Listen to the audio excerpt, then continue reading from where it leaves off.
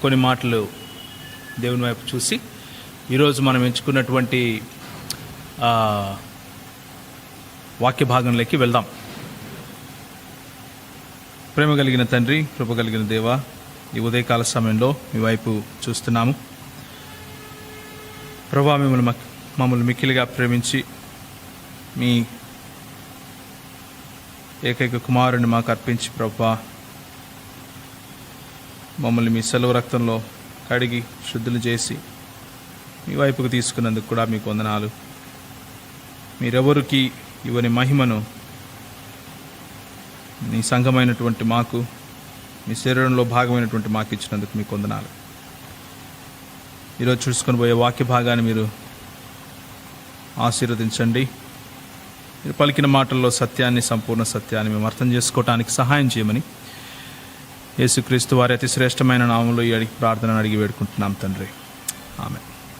నాతో పాటు బైబిళ్ళు ఒకసారి తీసినట్లయితే ఆది కాండము 22వ అధ్యాయము మన అధ్యయనంలోని ఈరోజు మాటలు. ఆది కాండము 22వ అధ్యాయము. చాలా ఇంట్రెస్టింగ్ సంగతులు, లేకపోతే చాలా ఆసక్తికరమైన సంగతులు ఈరోజు మనం చూడబోతున్నాం. దయచేసి వాక్య భాగంలోకి వెళ్దాం. నేను తెలుగులో చదువుతున్నాను. 22వ అధ్యాయం. ఇక్కడ ఏముందంటే, ఆ సంగతులు జరిగిన తర్వాత దేవుడు అబ్రహామును పరిశోధించెను. ఎట్లనగా, ఆయన అబ్రహామా అని పిలువగా అతడు చిత్తము ప్రభువా అనెను. అప్పుడు ఆయన, నీవు ఒక్కడైయున్న నీ కుమారుని అనగా నీవు ప్రేమించు ఇస్సాకును తీసుకొని మోరియా దేశమునకు వెళ్ళి అక్కడ నేను నీతో చెప్పబోవు పర్వతములలో ఒక దాని మీద దహన బలిగా అతన్ని అర్పించమని చెప్పెను. ఈ వాక్య భాగం చాలా ప్రాముఖ్యమైన వాక్య భాగము. ఎందుకంటే దేవాది దేవుడైనటువంటి యెహోవా తను బహుగా ప్రేమించినటువంటి, లేకపోతే ఫ్రెండ్ అని పిలిచినటువంటి, లేకపోతే నా స్నేహితుడైన అబ్రహాముకు నేను ఏదైనా దాస్తానా అని ఎంతో సంబరంగా తన స్నేహితునిగా పిలుచుకున్న అబ్రహాముతో ప్రభువు చేస్తున్నటువంటి పని, అబ్రహాము జీవితంలో ప్రభువు తీసుకొస్తున్నటువంటి ఒక గొప్ప ఛాలెంజ్, ఒక సవాలు గురించి ఈరోజు చూసుకుంటున్నాం. ఎందుకు నేను సవాలు అంటున్నానంటే,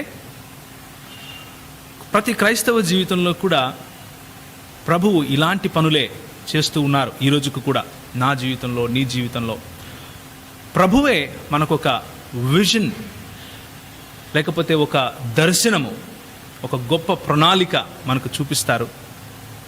ఆ ప్రణాళికను తిరిగి ప్రభువుకే అర్పించమని ఆయన ఛాలెంజ్ చేస్తాడు.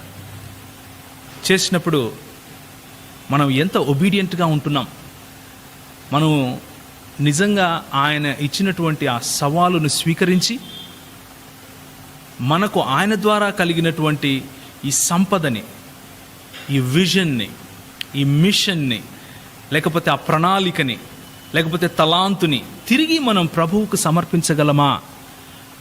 మనము ఇచ్చువానికంటే ఆయన ఇచ్చిన గిఫ్ట్ పైన ఎక్కువ ఇంట్రెస్ట్ పెట్టుకుంటామా? లేకపోతే the giver himself is greater than the gift అన్న ఆ ఆధ్యాత్మిక కోణంలో మనం దాన్ని తీసుకుంటామా? ఇది మనకి ఈరోజు ఉన్నటువంటి సమస్య. మన క్రైస్తవ సంఘంలో కూడా, మన క్రైస్తవ సమాజంలో కూడా ఈ రోజుకు కూడా మనం చూసే విషయం ఏంటంటే, ప్రభు మనకు ఒక తలాంత్ ఇస్తాడు, ప్రభు మనకు ఒక గిఫ్ట్నిస్తాడు. ఎన్నో రోజులుగా గోజాడి ప్రార్థించి ఏడ్చి ప్రభువా మాకు దయచేయి, మాకివ్వు అంటే ఆయన మనకు ఒక గిఫ్ట్ ఇస్తాడు. ఇచ్చిన తర్వాత ప్రభు ఆ గిఫ్ట్ను he asks us to give it back. మనము ఇవ్వటానికి, మనం దాన్ని విడిచిపెట్టడానికి, మనం దాన్ని ప్రభువుకు సమర్పించటానికి చాలా బాధపడతాం. And Abraham stood faithful in the test. ప్రభు ఆయనను పరిశోధించి అన్నాడు,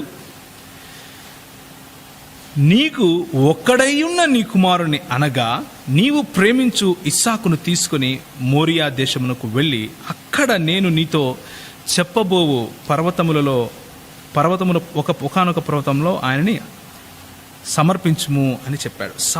సమర్పణ అనేది ఈరోజు మనం చూడబోయే మన అంశానికి పేరు. ఈ సమర్పణ గురించి మనం చూడబోతున్నాం. ప్రభు మనల్ని సమర్పించమని కోరుతున్నాడు. అలాగే మన చుట్టుపక్కల ఉన్నటువంటి సమాజము, మన చుట్టుపక్కల ఉన్నటువంటి ప్రజలు ఈ వాక్య భాగాన్ని ఏ విధంగా వక్రీకరించి మనకు ప్రజెంట్ చేస్తున్నారు అది కూడా చూస్తాం. It is very amusing. చాలా నవ్వొచ్చేలాగా ఈ మాటలు కనిపిస్తూ ఉంటాయి. ఇక్కడ ఏముంటుందంటే, నీవు ప్రేమించు ఇస్సాకును అని చెప్పడానికి ముందు నీకు ఒక్కడై ఉన్న నీ కుమారుని అని ఉంటుంది. హెబ్రీ భాషలో ఈ మాట ఎలా ఉందంటే, బిన్ కాయేత్ యాహిదేకా అంటే ఒకడై ఉన్న కుమారుడు. అక్కడ సమస్య ఏంటంటే, మన కొంతమంది సహోదరులు ఉన్నారు, జబర్దస్తిగా బైబిల్లో నుంచి వాళ్ళకు కావలసినటువంటి భావనలను బైబిల్కు అప్పచెప్పాలని, లేకపోతే వారికి కావలసినటువంటి భావాలను బైబిల్ తీసుకొని వచ్చి రుద్దాలని బైబిల్ పైన ప్రయత్నం చేస్తూ ఉంటారు. అందులో ఒకరు ఈ మధ్యనే ఒక వీడియో చూశాను. ఆయన పేరు షఫీ గారు. ఆయన చూస్తే నవ్వొస్తుంది ఒక్కొక్కసారి. ఆయన ఏమంటారంటే, ఒక్కడై ఉన్న కుమారుడు కదా, కానీ అప్పటికే ఇస్మాయిల్ పుట్టున్నాడు కదా, అప్పటికి ఒకడెలా అవుతాడు, ఇద్దరు కదండి అని అన్నాడు. కాకపోతే అక్కడ ఉన్నటువంటి విషయం ఏంటంటే, ఇది 22వ అధ్యాయంలో జరుగుతూ ఉంది ఈ సమస్య. అంతకు ముందే అంటే 21వ అధ్యాయంలోనే మన ఇస్మాయిలును తన తల్లి అయిన హాగరుకిచ్చి అబ్రహాము పంపించేస్తాడు. ఇప్పుడు ఇంట్లో ఎంతమంది ఉన్నారు కుమారులు? ఆయన అంటాడు, 1వ తరగతి పిల్లోడిని అడిగినా కానీ చెప్తాడు అని ఒక సందర్భంలో అన్నాడు. మరి ఈయన 1వ తరగతి అన్నా చదవలేదా? ఒక కుమారుడు ఇంట్లో నుంచి వెళ్ళిపోయి పంపించేస్తే, నా కుమారుడు నువ్వు కాదు అనుకున్నట్లుగా ఆయనను పంపించేస్తే, దాసి కుమారుడు నుంచి కాదు, నీ సారా నుంచి నీకు ఇవ్వబోయేటటువంటి పుత్రుని నేను ఆశీర్వదిస్తాను అని ప్రభువు చెప్తే, ఇస్మాయిలును హాగరును పంపించేసిన తర్వాత ఇంట్లో ఇస్సాకు అబ్రహాము ఉన్నారు. అబ్రహామును ఎంతగానో ప్రేమించాడు. ఆయనతో ప్రభు ఈ మాట మాట్లాడుతున్నాడు. ఏమంటున్నాడండి? నీ ఒక్కడై ఉన్న నీ కుమారుని అనగా నీవు ప్రేమించు ఇస్సాకును తీసుకుని మోరియా దేశములకు, నీవు ప్రేమించు ఇస్సాకును అని ఇంత క్లియర్గా చెప్తూ ఉంటే, మన ముస్లిం సోదరుడైనటువంటి షఫీ గారు మాత్రం ఏమంటారంటే, కాదు అక్కడ యూదులు క్రైస్తవులు కలిసి ఏదో పన్నాగం పన్నుతున్నారు, వాళ్ళక్కడ ఇస్మాయిలు ఉండాల్సింది తీసుకొని ఇస్సాకు ఉండాల్సిన ప్రదేశంలో ఇస్మాయిలు అన్న మాట ఉండాలి, వాళ్ళు మార్చుకున్నారు అనే అభియోగం చేస్తున్నట్లుగా మనకు కనిపిస్తూ ఉంటుంది. మరి వాస్తవం అసలు బైబిల్ ఏమంటుంది? బైబిల్ ఇచ్చే సమాధానం ఏమిటో ఒకసారి పరిశీలిద్దాం. బైబిల్ పరిశీలన మేరకు ఒక్క మాటలో చెప్పాలంటే, బైబిల్ని పరిశీలిస్తే అదే విషయం తెలుస్తుంది. ఏ విషయము? ఇస్సాకుని కాదు, ఇష్మాయిల్ని, పెద్ద కుమారుణ్ణే బలివ్వడం కోసం తీసుకెళ్లారు అన్న విషయమే మనకు తెలుస్తుంది. కానీ ఇష్మాయిలు కాదు ఇస్సాకుని అని మార్చే ప్రయత్నాలు చేసినట్లుగా మనకు బైబిల్లో కనబడుతుంది. వాస్తవానికి ఇష్మాయిల్నే బలి కోసం తీసుకెళ్లారు, కానీ ఇష్మాయిల్ని కాదు ఇస్సాకుని బలి ఇవ్వడం కోసం తీసుకెళ్లారని మార్చే ప్రయత్నాలు చేసినట్టుగా ఆ ప్రయత్నాలు కూడా మనకి ఇక్కడ కనబడుతున్నాయి. ఒకసారి జాగ్రత్తగా పరిశీలించండి, అసలు విషయం ఏం జరిగిందో చూద్దాం. కొద్దిసేపు మన సబ్జెక్ట్ను కొంచెం సైడ్లో పెట్టేసి, అంటే ప్రభు మనకిచ్చినటువంటి తలాంతులను, ప్రభు మనకిచ్చినటువంటి విజన్ని, ప్రభు మనకిచ్చినటువంటి బాధ్యతను, ప్రభు మనకిచ్చినటువంటి పరిచర్యను తిరిగి ఆయనకే సమర్పించాలి అన్నటువంటి ఆ పరిశోధన, లేకపోతే ఆ టెస్ట్ అనే దాన్ని, ప్రభు మనకిచ్చినటువంటి ఆ సబ్జెక్ట్ను కొంచెం పక్కన పెడితే, ప్రస్తుతానికి మన ముస్లిం సోదరుడు మనం నవ్వుకోవడానికి ఇచ్చినటువంటి ఈ ఉదాహరణను ఒకసారి చూద్దాం. ఆ వీడియోలో ఏముందంటే, ఆయన అంటాడు, ఏమండి 16వ అధ్యాయము ఆఖరి వచనంలో ఏముందంటే, ఆయన చెప్పే స్టోరీ చెప్తున్నాను.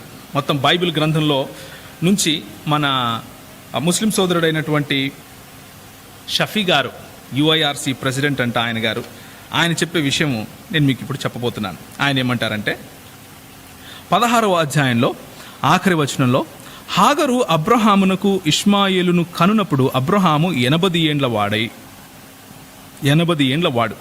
17వ అధ్యాయం మొదటి వచనంలో ఏముంటుందంటే, అబ్రహాము 99 ఏండ్ల వాడైనప్పుడు యెహోవా అతనికి ప్రత్యక్షమై అని ఉంటుంది. అంటే అక్కడ 86 ఏండ్ల నుంచి 99 ఏండ్ల వరకు మధ్యలో ఎన్ని ఉన్నాయి? దాదాపు 13 సంవత్సరాలు, 13 నుంచి 14 సంవత్సరాలు. ఎందుకంటే అది 86 ఏండ్ల మొదట్లో 99 ఏండ్ల ఆఖరిలోనా, లేకపోతే 86 ఏండ్ల ఆఖరి 99 ఏండ్ల మొదట అనేది మనకు తెలియదు. కాబట్టి దాదాపు 13 నుంచి 14 సంవత్సరాలు అని చెప్పుకోవచ్చు. అక్కడ చరిత్ర మిస్ అవుతుంది. అక్కడ ఏమీ జరగకుండా ఎలా ఉంటుంది? ఏదో జరిగింది. ఆ ఏదో జరిగింది ఎక్కడుందంటే, మనం చూసినట్లయితే ఆదికాండము ఈ 22వ అధ్యాయం మనం ఏదైతే చూసామో, ఆ సంగతులు జరిగిన తర్వాత దేవుడు అబ్రహామును పరిశోధించెను. ఎట్లనగా ఆయన అబ్రహామా అని పిలువగా, చిత్తము ప్రభువా నేను. అప్పుడు ఆయన, నీ ఒక్కడై ఉన్న కుమారుని అనగా నీవు ప్రేమించిన ఇస్సాకును కాదు, ఇష్మాయేలును తీసుకొని అని అక్కడ ఉండాలి. వీళ్ళు ఇది తీసుకొని పోయి ఇక్కడ 16వ అధ్యాయం తరువాత పెట్టాలి. ఎందుకంటే క్రైస్తవులు మరియు యూదులు ఈ 22వ అధ్యాయము ఆఖరిలో ఉన్నటువంటి అబ్రహాముకి ఇచ్చినటువంటి ఆశీర్వాదాలు ఏవైతే ఉన్నాయో అవన్నీ ఇష్మాయేలుకు కాదు, ఇస్సాకుకు సంబంధించినటివి అని ప్రూవ్ చేయడం కోసం వాళ్ళు అలా చేస్తున్నారు అన్నది ఆయన చేసే అభియోగం. దాన్ని గాను నేను పరిశీలిస్తే నాకు తెలుస్తున్న విషయం ఏమిటంటే, ఆదికాండము 21వ అధ్యాయము 14వ వాక్యం నుంచి చిన్న పిల్లవాడిని పంపిస్తున్నటువంటి వాక్యం ఏదైతే ఉందో ఆ వాక్యం నుండి ఆ తరువాత అధ్యాయం అంటే 22వ అధ్యాయము 19వ వాక్యం వరకు అక్కడేముంది? అబ్రహాము తన ఏకైక కుమారుణ్ణి బలివ్వడం కోసం వెళ్ళి అక్కడ గొర్రెపిల్లను బలిచి తిరిగి ఇంటికి వచ్చేశారు. అక్కడ వరకు ఈ 40 వాక్యాలు అంటే ఆదికాండం 21వ అధ్యాయం 14వ వాక్యం నుండి ఆదికాండం 22వ అధ్యాయం 19వ వాక్యం వరకు చిన్న పిల్లవాడిని అరణ్యంలోకి తీసుకెళ్లిన దగ్గర నుంచి కుమారుడిని బలివ్వడం కోసం వెళ్ళి జంతువుని బలిచ్చి వెను తిరిగి వచ్చే అందరికి ఈ 40 వాక్యాలు వాస్తవానికి అక్కడ ఉండవలసిన వాక్యాలు కానట్లుగా అర్థమవుతుంది. ఎక్కడ ఉండాలి? ఇస్సాకు పుట్టక ముందు ఉండాలి. ఇస్సాకు పుట్టిన తర్వాత ఇష్మాయిల్ చిన్నవాడికి ఎందుకు ఉంటాడు? ఇస్సాకు పుట్టక ముందు ఉండాలి. ఎక్కడ ఉండాలి అని పరిశీలించుకుంటూ వెళ్తే ఆదికాండము 16వ అధ్యాయము 16వ వాక్యం అంటే చివరి వాక్యము మరియు ఆదికాండము 17వ అధ్యాయం మొదటి వాక్యానికి మధ్యలో ఈ వాక్యాలు ఉండాలి అనిపిస్తుంది.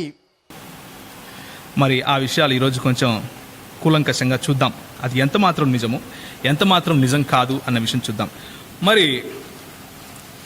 మరి ఆయన గారు ఇచ్చినటువంటి లెక్చర్లో ఆయన చెప్పిన మాటలు ఏంటంటే, మొట్టమొదటిది ఆయన పేరు పెట్టింది ఏంటంటే, ఆయన ప్రసంగానికి ఇస్సాకును బలి ఇచ్చాడా, లేకపోతే ఇస్సాకును బలి ఇవ్వడానికి తీసుకెళ్లాడా, ఇష్మాయేలును బలి ఇవ్వడానికి తీసుకెళ్లాడా? మొట్టమొదటి ప్రశ్న. ఆ ప్రశ్నను సమర్థించుకోవటానికి, లేకపోతే ఆ ప్రశ్నను షఫీ గారి దృక్పథం ఏంటంటే, ఇష్మాయేలును తీసుకెళ్ళాడు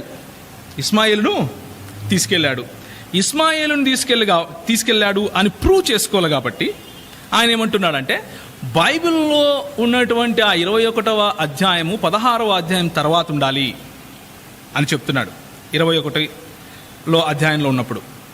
ఎందుకంటే 16వ అధ్యాయంలో 84 సంవత్సరాలు, 86 సంవత్సరాలు, 17వ అధ్యాయంలో 99 సంవత్సరాలు ఉన్నాయి. మధ్యలో మిస్ అవుతున్నటువంటి ఆ 14 సంవత్సరాల చరిత్రను పూడ్చాలి అంటే 21వ అధ్యాయంలో ఉన్న మాటలు తీసుకెళ్ళి అక్కడ పెట్టాలి అంటున్నాడు.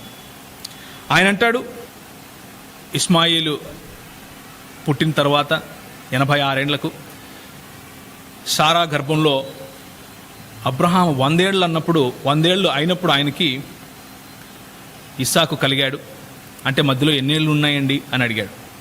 ఎన్నేళ్ళు ఉన్నాయండి? 14 ఏండ్లు. మరి 14 ఏండ్ల తర్వాత బాబు కొంచెం పెద్దవాడయ్యి పాలు విడిచిన తర్వాత అంటే కనీసం 2 ఏళ్ళు ఉంటాయా అన్నాడు. 2 ఏళ్ళు ఉంటాయండి.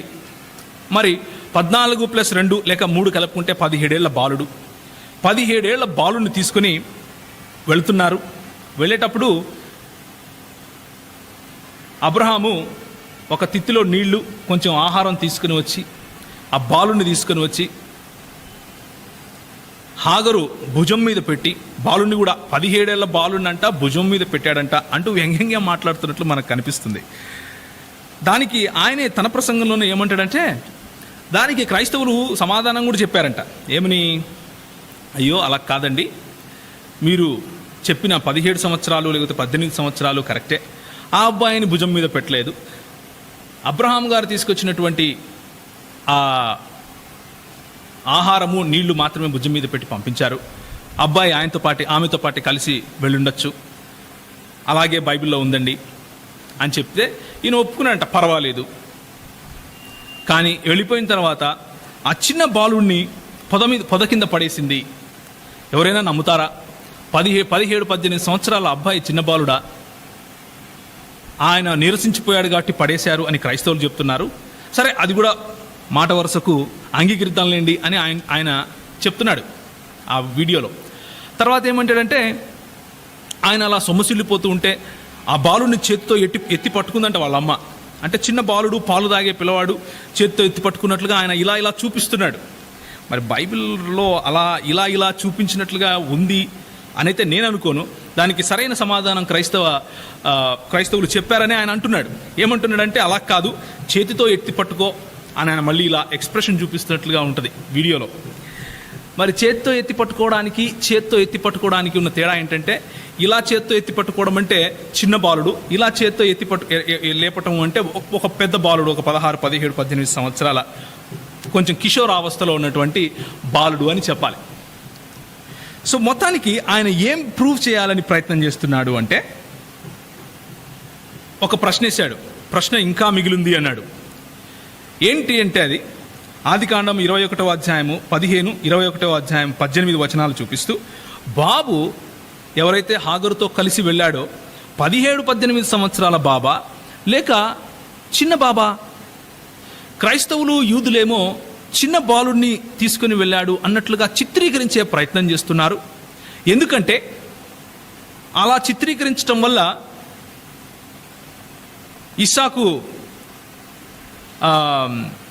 ఇస్సాకు తర్వాత పుడతాడు, ఇస్సాకును తీసుకెళ్ళి బలి అర్పించినట్లుగా మనం చూపించవచ్చు అన్నట్లుగా ఆయన దాన్ని అర్థం చెప్పే ప్రయత్నం చేశాడు.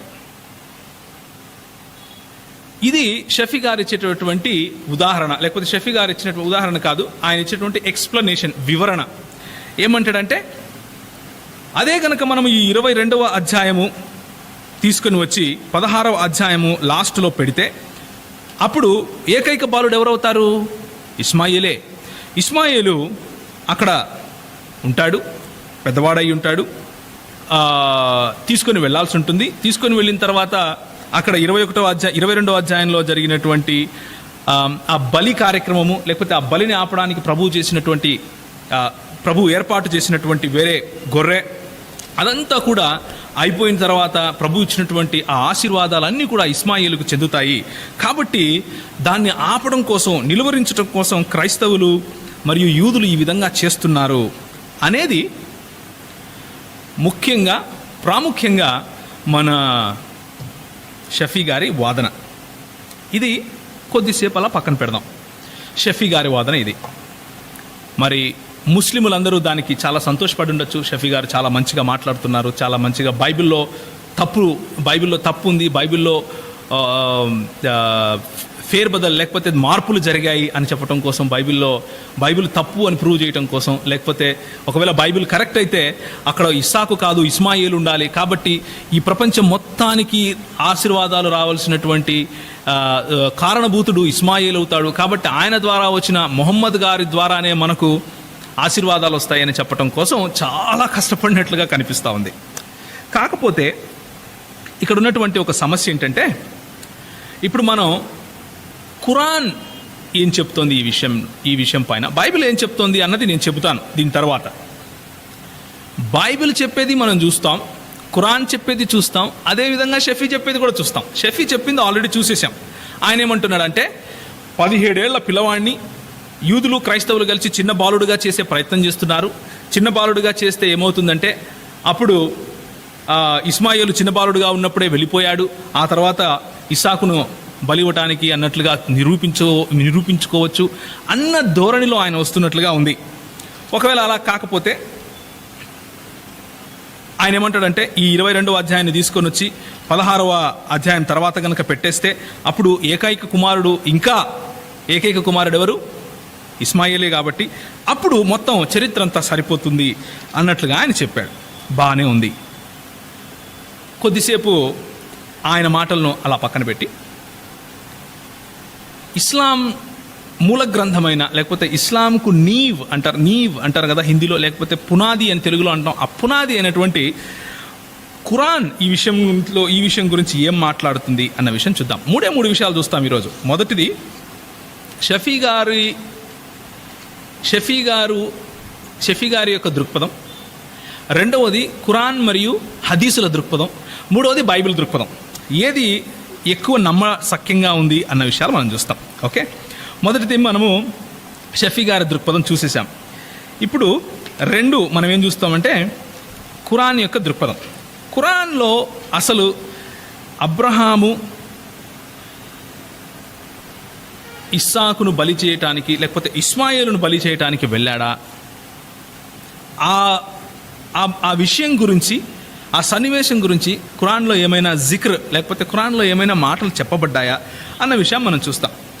అబ్రహాము బలి ఇవ్వడం కోసం తీసుకుని వెళ్ళింది ఇష్మాయేలుని కాదు, ఇస్సాకుని అని అంటున్నారు. ఇస్లాం బోధనల ప్రకారముగా ఇస్మాయిల్ అలీ ఇస్లాంని అబ్రహాం బలి ఇవ్వడం కోసం తీసుకువెళ్ళినప్పుడు అసలు ఇస్సాకు పుట్టలేదు.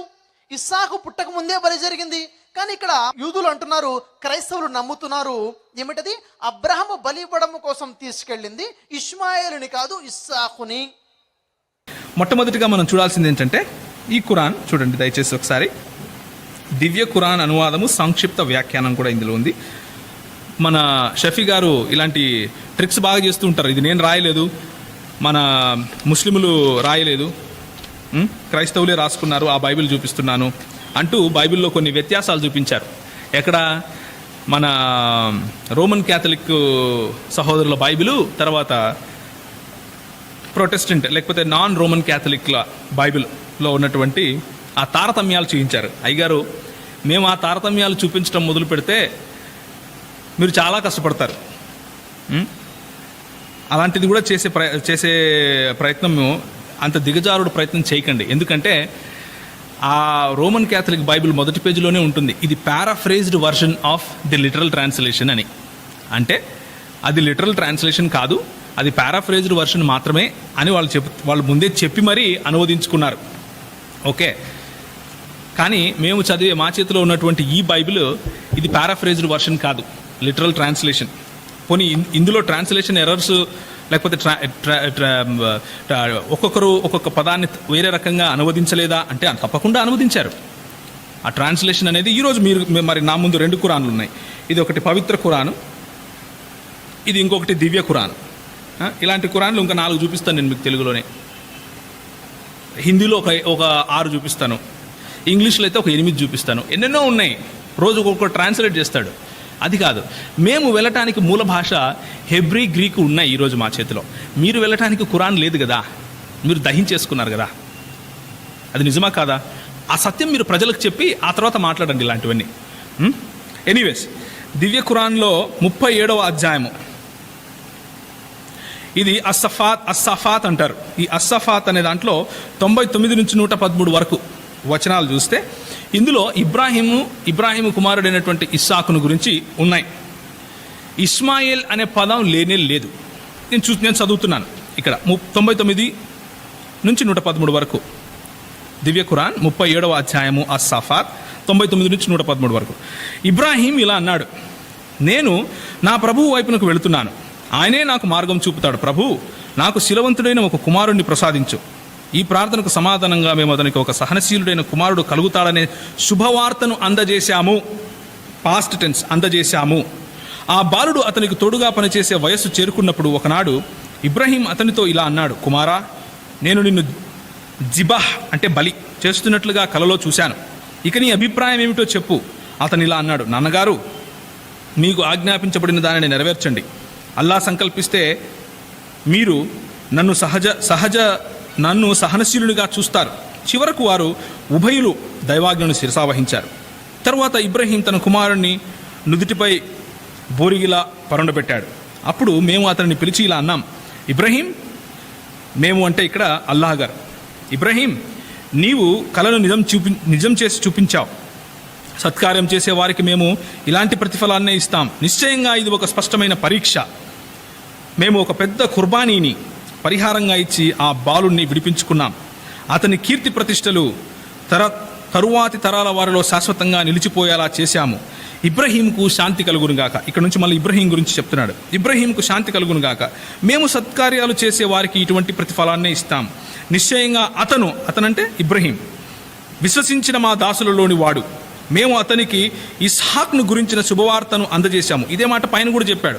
మేము ఒక బాలుని అతనికి తోడుగా మేము అతనికి ఒక సహనశీలుడైన కుమారుడు కలుగుతాడు అనే శుభవార్తను అందజేశాము అని ముందే చెప్పాడు. ఆ మాట మళ్ళీ చెప్తున్నాడు ఇక్కడ. మేము అతనికి ఇస్హాక్ను గురించిన శుభవార్తను అందజేశాము. ఒక దైవ ప్రవక్త సజ్జనులలోని వాడు. అతనికి ఇస్హాక్కు మేము అతనికంటే ఎవరికి మన ఇబ్రహీంకి ఇస్హాకుకు మేము శుభాలని ఇచ్చాము. ఇప్పుడు వారిద్దరి సంతతిలో ఒకడు సత్క్రియశీలుడై మరొకడు స్పష్టంగా తన ఆత్మకు ద్రోహం చేసుకున్నవాడు అని ఉంది. ఇదే మాట పవిత్ర ఖురాన్ అనే ఈ ఇంకొక ట్రాన్స్లేషన్లో కూడా చదువుతాను చూడండి. మళ్ళీ ట్రాన్స్లేషన్ ఎర్రరు అది ఇది అనకుండా ఒకటే మాట బైబిల్ను ఏ విధంగా మీరు చూపించారో అదేవిధంగా 37వ సూరా అల్ సఫాత్ నేను చదువుతున్నాను చూడండి. 99 నుండి. ఇబ్రహీం గారు ఇలా ప్రార్థించిరి, ఓ అల్లా, నాకు పుణ్యాత్ముడైన కుమారుడు ప్రసాదించము. ఇక్కడేమంటుంది? శీలవంతుడైన అని ఉంది. అక్కడ బైబిల్లో బాలుడు అని ఉంటే చంటి బాలుడు అని ఈయన చెప్పి పాలు విడవని వాడు అన్నట్లుగా కంక్లూడ్ చేశాడు. మరి ఈ ట్రాన్స్లేషన్ కనపడదా సార్ మీకు? పుణ్యాత్ముడైన కుమారుని ప్రసాదించు. వారి ప్రార్థన అంగీకరించి మేము కాదు మము చూస్తారా, మము. సో ప్రింటింగ్, ట్రాన్స్లేషన్ ఎర్రర్స్ ఇలాంటివన్నీ మాకు మాత్రమే ఆపాదించకండి, మీ ఖురాన్లలో కూడా ఉన్నాయి. మము సహనశీలుడైన కుమారుని యొక్క శుభవార్తను వారికి అందించినాము. నడిచే వయసుకు చేరినప్పుడు, ఇక్కడేముందంటే పని చేసే వయసుకు చేరుకున్నప్పుడు. ఇది నడిచే వయసా పని చేసే వయసా? నడిచే వయసు అంటే 2 సంవత్సరాలు కూడా కావచ్చు, 3 సంవత్సరాలు కూడా కావచ్చు. పని చేసే వయసు అంటే దాదాపు 14-15 సంవత్సరాలు అవుతుంది. మరి ఏది నిజమో? మరి ఇది మేము ట్రాన్స్లేట్ చేయలేదు సార్, ఇది హకీముల్ ఉమ్మత్ హజరత్ మౌలానా అష్రఫ్ అలీ గారు చేశారు. ఆ తర్వాత తండ్రి తన ఇల్లుద్దరూ మా ఆజ్ఞను స్వీకరించి తండ్రి తనను బోర్లా పడవేసును. వెంటనే మేము ఇలా ఆదేశించాము, ఇబ్రహీం, మీరు కలను నిజం చేసి చూపించినారు. సత్కార్యంలో ముందడుగు వేసే వారికి మేము కూడా మహత్తర ప్రతిఫలం ప్రసాదిస్తాం. నిస్సందేహంగా ఇది ఒక గొప్ప పరీక్ష. దీనికి బదులుగా మేము జంతు కుర్బాని ప్రసాదించి దానికి మహోన్నత స్థానం ప్రసాదించుచున్నాం. ఎక్కడ? దేనికి? జంతు కుర్బానికి. ఇక్కడేముంది? మేము ఒక పెద్ద కుర్బానీని పరిహారంగా ఇచ్చి ఆ బాలుని విడిపించుకున్నాం. అతని కీర్తి ప్రతిష్టలు. ఇక్కడేమేముంది? జంతు కుర్బానీని ప్రసాదించి దానికి అంటే కుర్బానీకి మహోన్నత స్థానమును ప్రసాదించుకున్నాం. ఏది కరెక్ట్ అండి? కుర్బానీకి మహోన్నత స్థానమా, లేకపోతే పెద్ద కుర్బానీ మాత్రమేనా ఇది? అది మీరు ముస్లిములు దయచేసి షఫీ గారిని అడగాలి. ఆ తర్వాత ఏమంటాడంటే, ఇబ్రహీం గారిపై అనుగ్రహం ఉన్నది. సత్కార్యములు అవలంబించే వారికి మహత్తర ప్రతిఫలము మేము ప్రసాదించదము. నిస్సందేహంగా ప్రవక్త ఇబ్రహీం గారు మాపై విశ్వాసం ఉంచిన దాసులయ్యుండిరి. మరియు ఇబ్రహీం గారికి సద్గుణులు కుమారుడు అగు ఇస్హాక్ యొక్క శుభవార్తను మేము పంపినాము. అంటే అది కూడా పాస్ట్ టెన్సే. ఇబ్రహీం గారిపై మరియు ఇస్హాక్ గారిపై కూడా మేము గొప్ప అభ్యుదయములు అవతరింపజేసినాము. మరియు సంతతిలో సత్కార్యములు అవలంబించేవారు ఉండిరి. ఏది సార్, ఇస్మాయిల్ పేరే లేదు ఇక్కడ అని అడగండి. నేను ఎందుకు ఇస్మాయిల్ పేరు లేదు, ఎందుకు ఈ మాట చెప్తున్నాను అంటే, ఖురాన్ 12వ అధ్యాయము 111వ వచనం కనుక చూస్తే, 12వ అధ్యాయము అంటే ఏంటంటే, దాన్ని ఏమంటారంటే యూసుఫ్ అంటారు. సూరత్ అల్ యూసుఫ్ 12వ అధ్యాయం 111వ వచనం 111వ వచనం చూడండి సార్. ఇది కూడా మేము ప్రచురించలేదు, ఇది మీరు ప్రచురించిందే. దివ్య ఖురాన్ అనువాదము, సంక్షిప్త వ్యాఖ్యానము హైదరాబాద్లోనే ప్రచురించారు. షేక్ హమీదుల్లా షరీఫ్ బిఏ గారు ఆయన తర్జుమా చేశారు. ఆయన ఏమంటున్నాడంటే, పూర్వపు ప్రజలకు సంబంధించిన ఈ గాథలలో బుద్ధి స్పృహ ఉన్న వారికి ఒక గుణపాఠం ఉన్నది. ఖురాన్లో చెప్పబడుతున్న ఇవన్నీ కల్పిత విషయాలు కావు. వాస్తవానికి ఇవి ఇదివరకు వచ్చిన గ్రంథాలకు ధృవీకరణ. ఇదివరకు వచ్చిన గ్రంథాలు ఏంటివి అంటే ఏ ముస్లింని అడిగినా, ఏ ముస్లిం స్కాలర్ని అడిగినా ఏం చెప్తాడంటే, ద పీపుల్ ఆఫ్ బుక్ అంటే క్రైస్తవులు మరియు యూదులు, ద బుక్ అల్ కితాబ్ అంటే దాని అర్థము బైబిల్ అని వాళ్ళే చెప్తారు. ప్రతి విషయానికి వివరణ, ప్రతి విషయానికి. రాకెట్ సైన్స్ గురించి కాదు, కెమిస్ట్రీ గురించి కాదు, ఎలక్ట్రిసిటీ గురించి కాదు, మేము దీని గురించి అడగటం కూడా లేదు. దీన్ని అలా ట్రాన్స్లేట్ చేయొచ్చు, అలా కూడా అర్థం చేసుకోవచ్చు ప్రతి విషయానికి అని. కానీ మేము సింపుల్గా ఏమడుగుతున్నాం అంటే, బైబిల్లో ఉన్న విషయాలను ధృవీకరించడానికి, బైబిల్లో ఉన్న విషయాలను ఎక్స్ప్లెయిన్ చేయటానికి ఈ పుస్తకం వచ్చింది. ఏమంటున్నాడు ఇక్కడ? ప్రతి విషయానికి వివరణ, విశ్వసించే వారికి హితబోధ, దేవుని కారుణ్యము. ఈ పుస్తకం. మరి వివరణ ఏది సార్ బైబిల్లో ఉన్న వాళ్ళకి? బైబిల్లోనేమో చాలా క్లియర్గా ఇస్సాకును తీసుకెళ్ళాడు అని ఉంది. నీ ఒకగానొక కుమారుడైన, ఎందుకంటే అప్పటికే ఇస్మాయిలు వెళ్ళిపోయాడు ఇంట్లో నుండి, నీ ఒక కుమారుడుగా ఉన్నటువంటి ఇస్సాకును తీసుకెళ్ళిపో అని చాలా క్లియర్గా ఉంది. మరి షఫీ గారేమో అది కాదు, అది కాదు, అది కాదు, అక్కడ వాళ్ళు మోసం చేస్తున్నారు. పర్వాలేదు, పోనీలేండి, ఆయన మాట పట్టుకునే వెళ్దాం. ఆయన విశ్వసించే ఖురాన్ ఏం చెప్తుంది అని చూస్తున్నాం. ఆయన 37వ అధ్యాయంలో చూసాం ఇస్మాయిల్ పేరు లేదు, 37వ అధ్యాయంలో చూసాం ఇస్సాకు గురించే ఉంది. మరి 12వ అధ్యాయంలో వచ్చి చూస్తున్నాం ఏమంటున్నాడంటే, ఖురాను అన్నిటికీ వివరణ అంటుంది. పోనీ 12వ అధ్యాయం తప్పు అనుకుందాం, 10వ అధ్యాయానికి వెళ్దాం. 10వ అధ్యాయము అంటే యూనుస్, సూరత్ అల్ యూనుస్ 37వ వచనం చూపించమంటారా? 37, ఇదిగోండి. ఇది పూర్వం వచ్చిన దానికి ధృవీకరణ. అల్ కితాబ్, అల్ కితాబ్ అంటే బైబిల్. అల్ కితాబ్కు వివరణ అంటే అల్ కితాబ్లో ఉన్న వాటిల్లో ఏదైనా స్పష్టంగా లేకపోతే దానికి వివరణ ఇస్తుంది. ఇది మరి వివరణ లేదు కదా. ఇది విశ్వాసులకు విశ్వపాలకుని తరపు నుండి వచ్చిందనే విషయంలో ఎంత మాత్రం సందేహం లేదు. అంటే ఆ వివరణ గనక ఇందులో కనిపిస్తే విశ్వపాలకుని తరపు నుండి వచ్చింది అన్న విషయంలో సందేహపడడానికి వీల్లేదు. మరి కనిపించిందా వివరణ? 37వ అధ్యాయం చదివాం, 99 నుంచి 110 వరకు. అందులో ఇబ్రాహీం ఉంది, ఇస్సాకు ఉంది, ఇస్మాయిల్ లేదు. పేరు తెలీదా అల్లాహకు? ఇస్మాయిల్ అనే పేరు తెలీదా? లేకపోతే మొహమ్మద్ గారికి తెలీదా? పోనీ ఇంకొక వచనం చూసేసి ముందుకెళ్దాం. 16వ అధ్యాయం 16వ అధ్యాయం ఏమంటారంటే,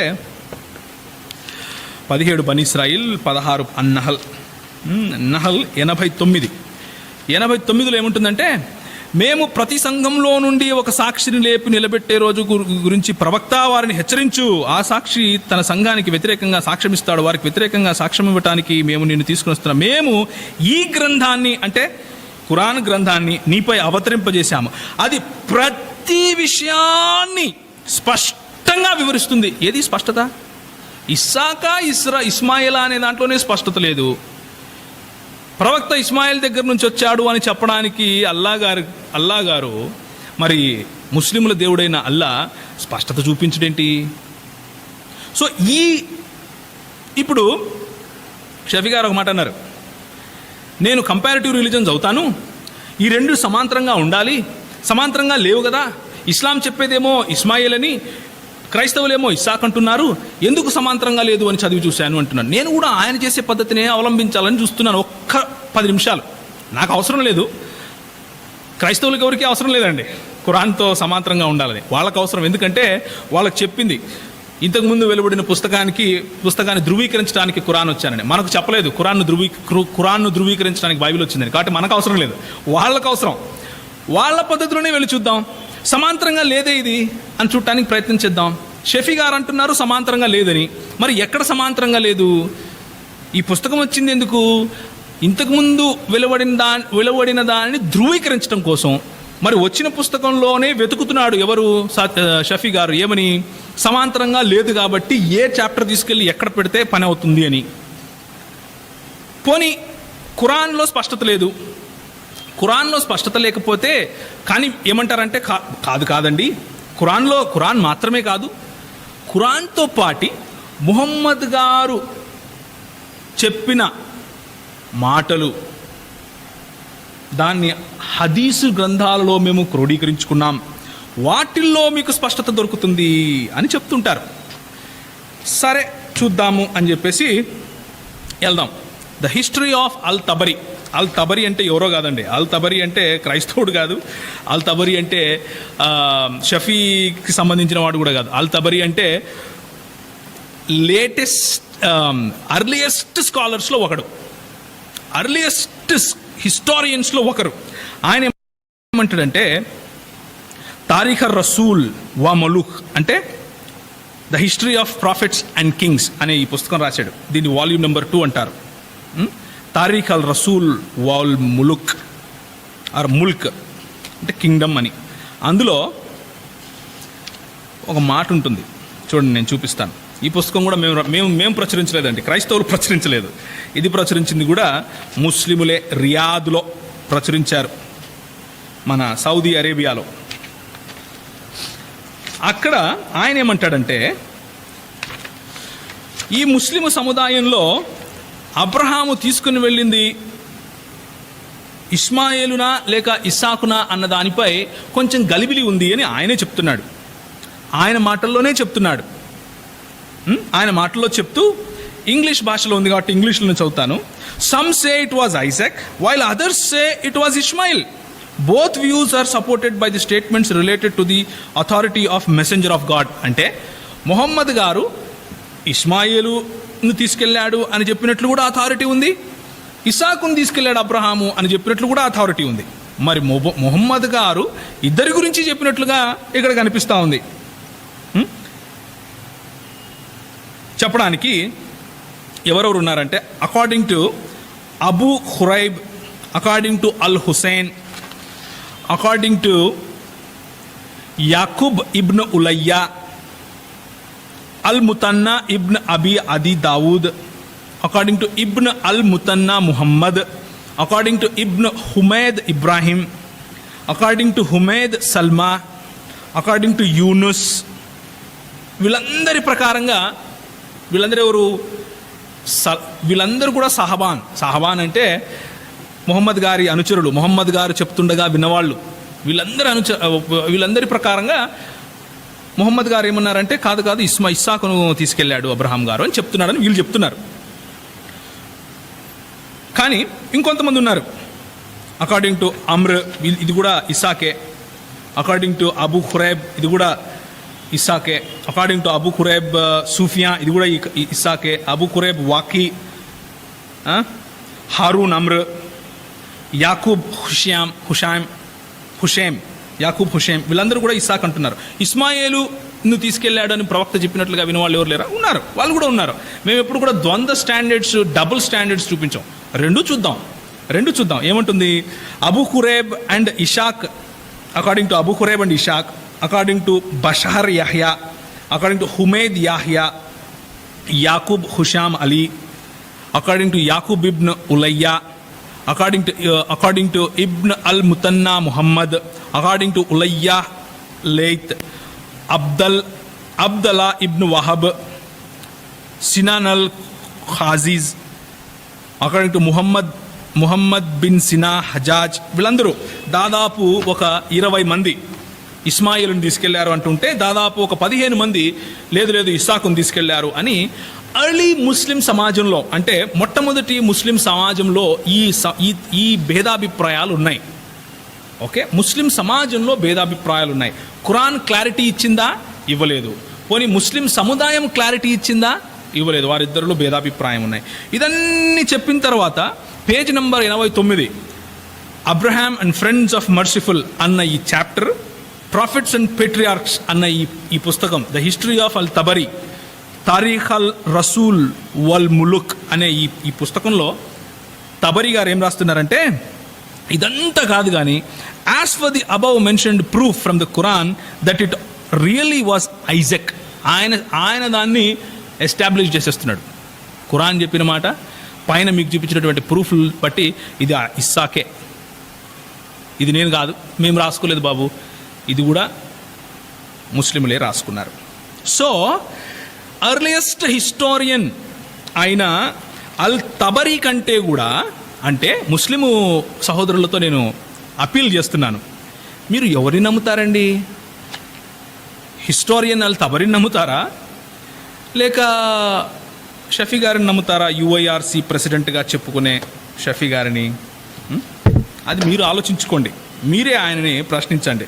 పోనీ అల్ తబరీ అనేది మాకు సున్నా కాదు, మేము దాని అథారిటీని మేము నమ్మము అని అంటారా? పర్వాలేదు, ఇదిగోండి Sahih al Bukhari Arabic to English, ఇది మేము ట్రాన్స్లేట్ చేయలేదు. డాక్టర్ ముహమ్మద్ ముహసిన్ ఖాన్ అనేవారు దారుస్సలాం వాళ్ళు దీన్ని ప్రకాశం చేశారు. ఈ పుస్తకం ఏముంటుందో చూద్దాం. మనకు షఫీ గారు ఏం ప్రయత్నం చేశారంటే, చిన్నబాలుడు కాదు 17 సంవత్సరాలు, చిన్నబాలుడు కాదు 17 సంవత్సరాలు అని చెప్పారు.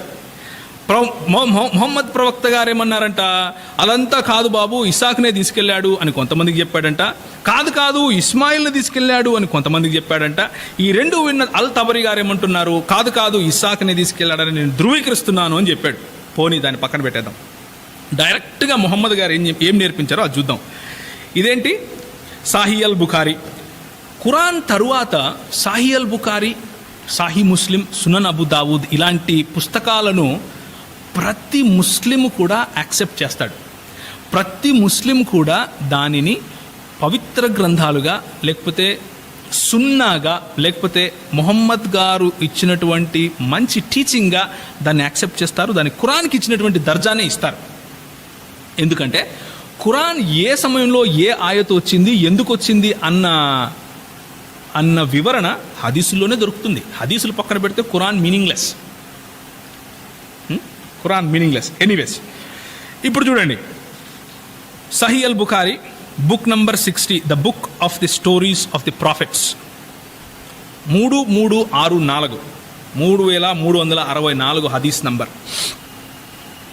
ఏమంటుందంటే, ఇబ్రాహిం గారు brought her and her son Ismail while she used to nurse him. Nurse అంటే అర్థం తెలుసండి,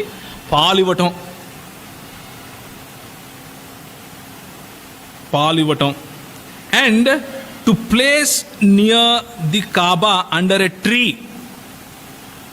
on the spot of Zamzam అనే ప్రాంతంలో, కాబా అనే ప్రాంతం దగ్గర ఆయన ఒక చెట్టు కింద వాళ్ళని కూర్చోపెట్టాడు. ఆయన వెళ్ళిపోయాడు అక్కడి నుంచి. వెళ్ళిపోయి కాబా వైపు చూసి ప్రార్థన చేశాడు అని అక్కడ ఉంది. ఆ తర్వాత Ismail's mother went on suckling Ismail, అంటే ఆ ఇస్మాయిల్ చిన్నవాడు, ఆమెకు పాలు పడుతూనే ఉంది, ఎక్కడ చనిపోతాడో, ఎక్కడ ఇదవుతాడో అని. అది 3364లో ఉంది. ఆ తర్వాత she started looking at him, that is Ismail tossing in agony, అంటే ఆయన సోలిపోతున్నట్లుగా, లేకపోతే ఇక అన్కాన్షియస్గా వెళ్ళిపోతాడేమో బాధలో ఉన్నట్లుగా ఆమె ఆయనను, అంటే ఇస్మాయిల్ను చూసి బాధపడిపోయిన తర్వాత ఆయన ద చైల్డ్ గ్రూ. ఆ తర్వాత ఆమెకు జంజం దగ్గర నీళ్లు రావటం, ఆమె ఇస్మాయిల్కు నీళ్ళు ఇవ్వటం, అదంతా జరుగుతుంది. ఆ తర్వాత అంటే ఇది ప్రాఫెట్ మొహమ్మద్ గారు చెప్పిన స్టోరీ అండి వాళ్ళకు. ఇది ఇస్లాం పర్స్పెక్టివ్ని చెప్తున్నాను మీకు, బైబిల్ పర్స్పెక్టివ్ నేను చెప్తాను, షఫీ గారి పర్స్పెక్టివ్ చెప్పాను దృక్పథము. ఇప్పుడు ఇస్లాం దృక్పథం చెప్తున్నాను డైరెక్ట్గా వాళ్ళ పుస్తకాల నుంచి. షఫీ గారు ఎందుకు మనకు మధ్యలో, డైరెక్ట్ పుస్తకాల నుంచి చూద్దాం. చూడండి, ద చైల్డ్ అంటే ఈ అబ్బాయి చిన్నవాడు, గ్రూ అప్ అంటే పెరిగాడు, and learned Arabic from them and caused them to love and admire him as he grew up, and while he reached the age of puberty అంటే అర్థం ఏంటంటే కిషోర దశ అంటే ఎప్పుడు వస్తుందండి? దాదాపు 14 ఏండ్ల 13 ఏండ్ల, కొంతమందికి 12 ఏళ్ళు అనుకోండి. 12 నుంచి 16 ఏండ్ల లోపు ప్యూబర్టీ అంటారు. ఆడపిల్లలకైతే ప్యూబర్టీ అనేది కొంతమందికి 9 నుంచి 12 లేకపోతే 13 సంవత్సరాల్లో వస్తుంది. మగపిల్లలకు ప్యూబర్టీ అనేది 12 నుంచి 14 సంవత్సరాల లోపల వస్తుంది. ఇది అందరికీ తెలిసిన విషయమే. మరి 1వ తరగతి వాళ్ళకు కూడా తెలుసు అన్నట్లుగా నేను ఛాలెంజ్ చేయలేను, కానీ చాలామందికి తెలుసు అని మాత్రం చెప్పగలుగుతాను. ఇది 3364లో చెప్పిన మాట. లేదు కాదండి, ప్యూబర్టీ అంటే ఇంకా ఎక్కువ అయిండొచ్చు అని కూడా ఆయన చెప్పొచ్చు. పోనీ దాన్ని పక్కన పెడదాం. ఇంకొక హదీస్ దాని పక్కనే ఉంటుంది. 33 3366వ హదీసు, 3365వ హదీసు చూడండి. 3365వ హదీసు ఇక్కడేముంటుంది, Ismail's mother use to drink water from the water skin so that her milk would increase for her child. ఆమె అబ్రహాం ఇచ్చినటువంటి ఆ నీళ్ళ తిత్తులో నీళ్లు ఎక్కువగా తింటూ తాగేది, ఎందుకంటే ఆమె పాలు పెరగాలి కాబట్టి. ఎందుకంటే చిన్న పిల్లవాడు కదా, పాలు తాగుతున్నాడు, ఇంకా ఆ పాలు తాగే పిల్లవాడికి ఇవ్వాలి కాబట్టి అలా చేస్తూ ఉంది. He made her sit under a tree.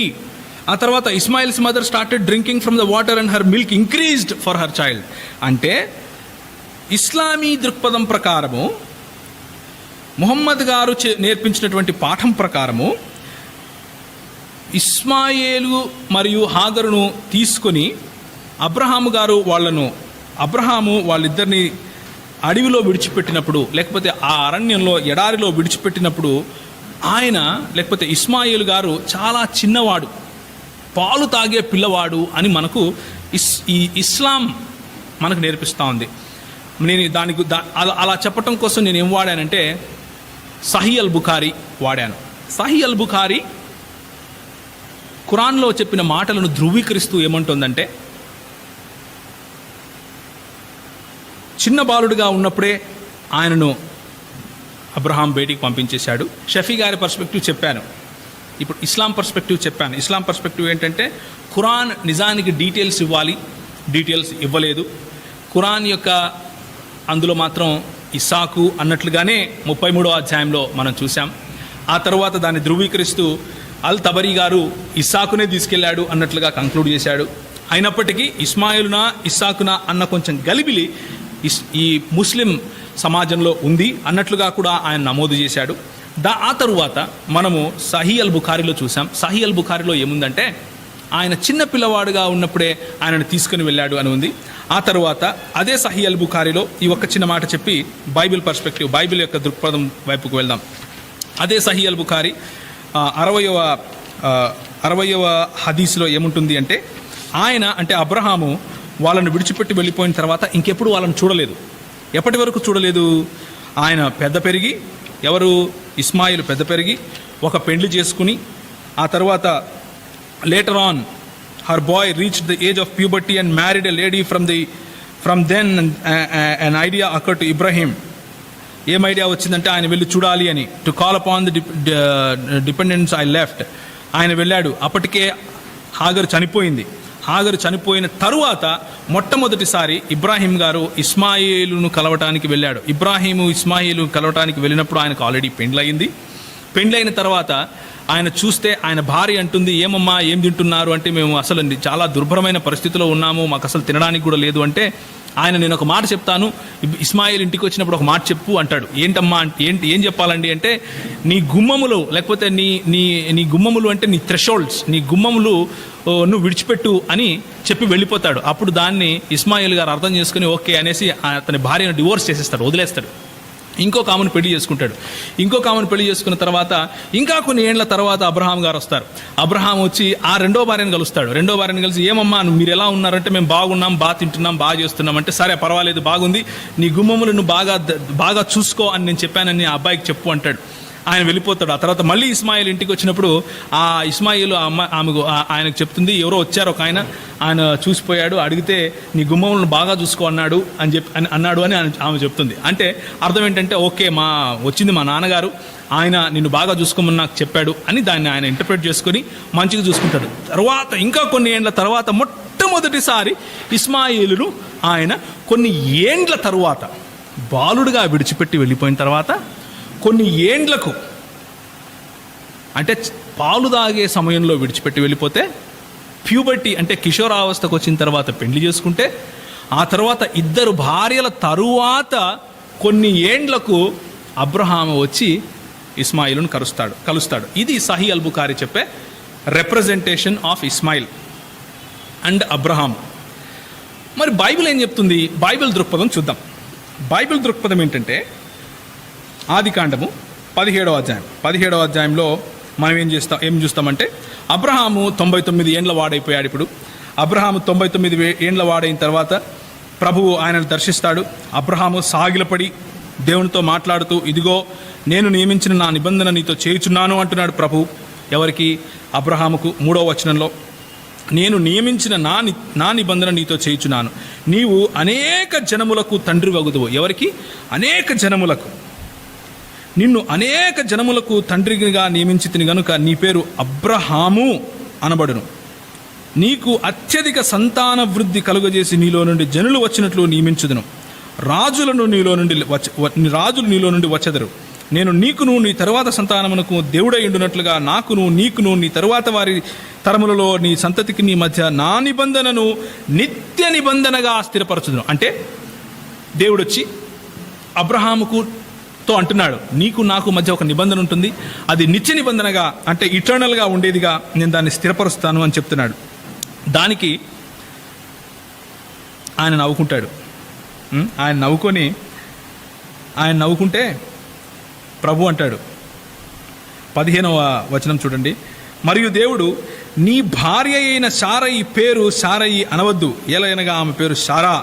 నేను ఆమెను ఆశీర్వదించి ఆమె వలన నీకు కుమారుని కలుగజేసేదను.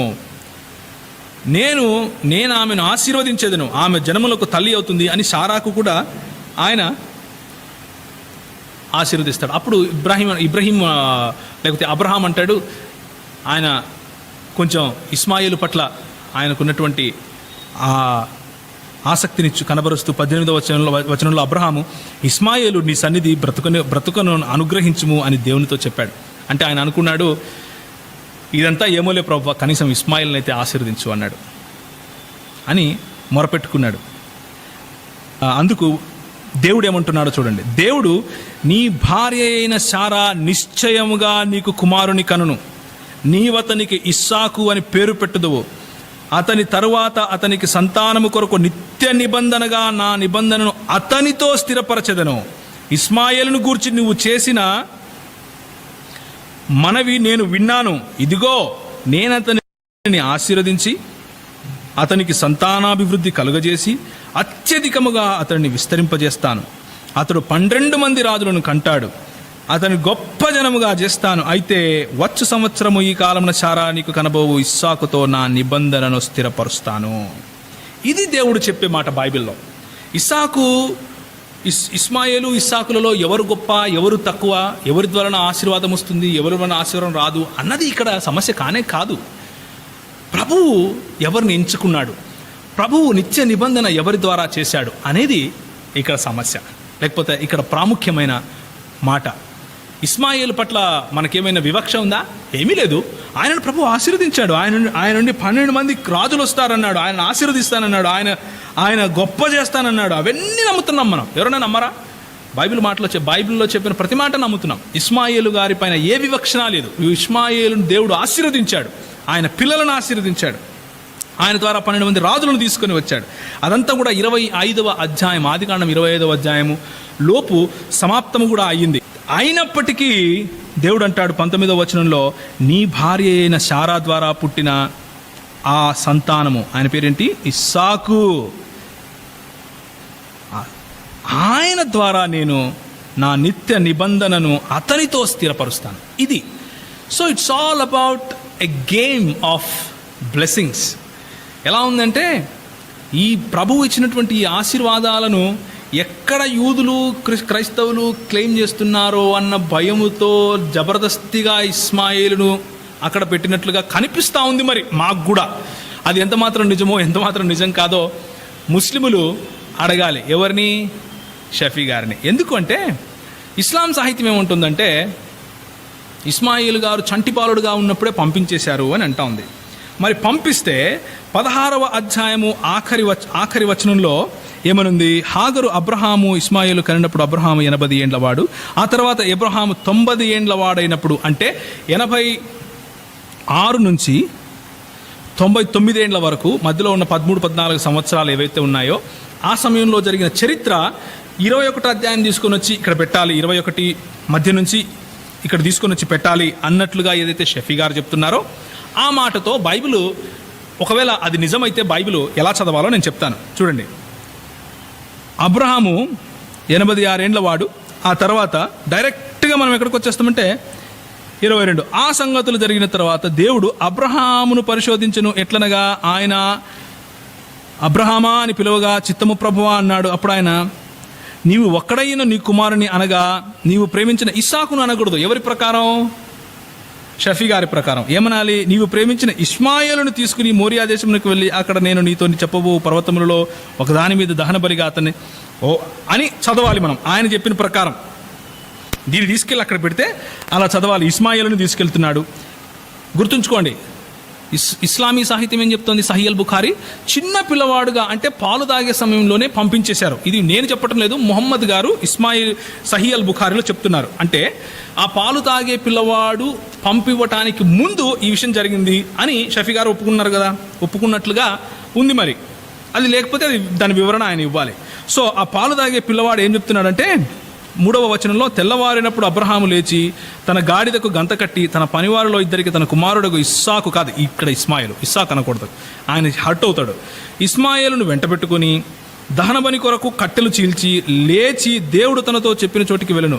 3వ నాడు అబ్రహాము కనులెత్తి దూరం నుండి ఆ చోటును చూచి, పనివారితో మీ గాడితో ఎక్కనే ఉండండి, నేను ఈ చిన్నవాడు అక్కడికి వెళ్తాము అని మొక్కి వస్తాము అని చెప్పి దహన బలి కట్టెలు తీసుకుని తన కుమారుడు ఇస్మాయేలు అని ఉండాలి, ఇక్కడ ఇస్సాక్ కాదు, మళ్ళీ ఆయన హర్ట్ అవుతాడు, ఇస్మాయేలు మీద పెట్టాడు. అంటే పాలు తాగే పిల్లోడి పైన అబ్రహాం గారు కట్టెలు మోపారు.